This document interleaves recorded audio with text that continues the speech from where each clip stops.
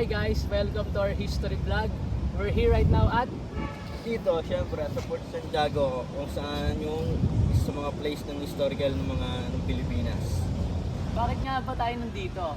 Ikaw, tingin mo, bakit ba tayo nandito? Ang pagkakaalam ko kasi dito siya kinulong bago siya bitayin noong December 30, 1896, yun ang pagkakaalam ko eh. Yun. Ikaw, Hindi, pare? Hindi naiisip ko kasi alam ko, dami ko nakikitang mga meme pa nga eh.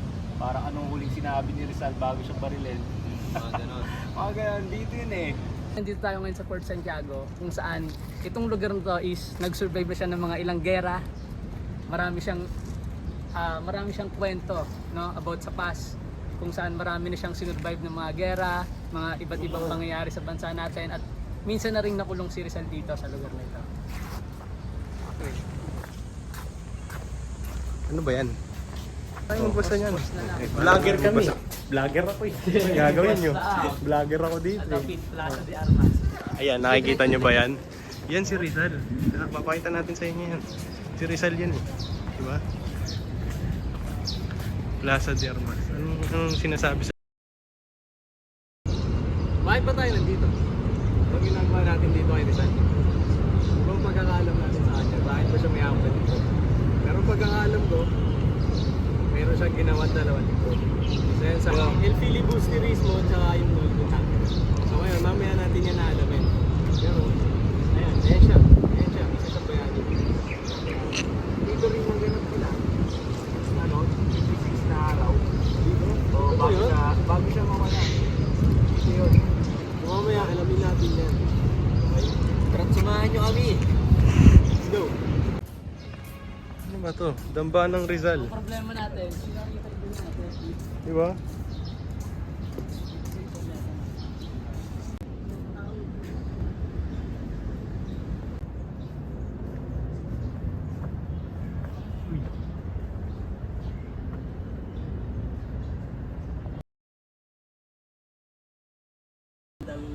Hemplo ng mga kabataan kasi yung mga pinagdaanan, di ba? Yung mga pinagdaanan natin yung nakaraan, kung wala siya, baka wala tayong freedom at hindi tayo magkakaroon ng freedom. Yes.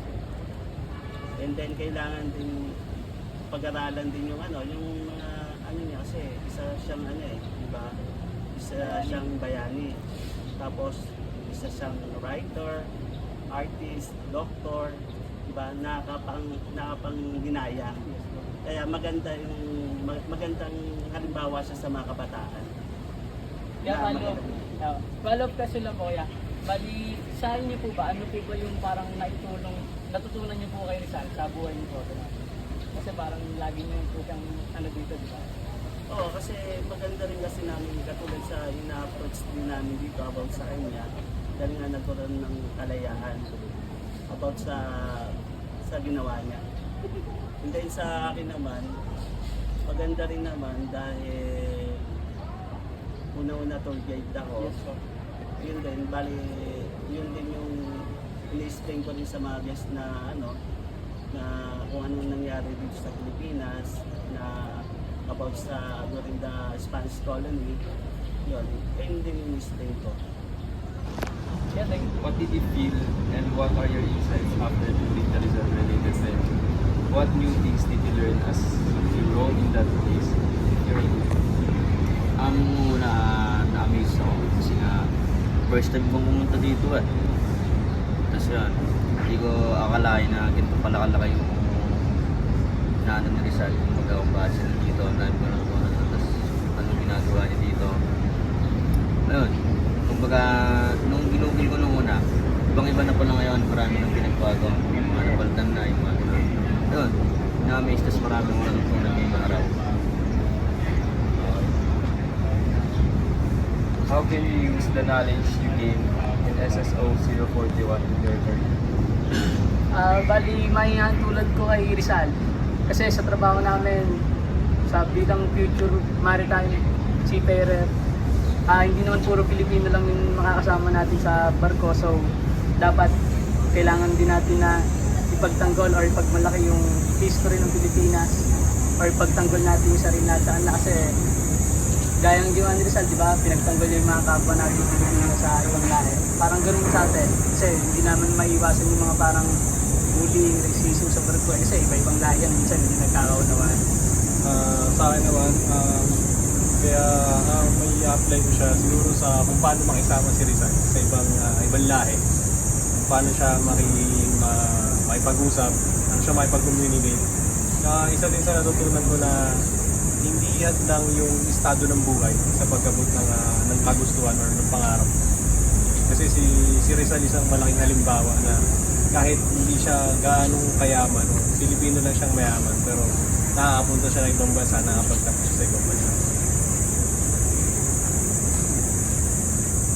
How can you honor him as our national hero now that you have taken SS041?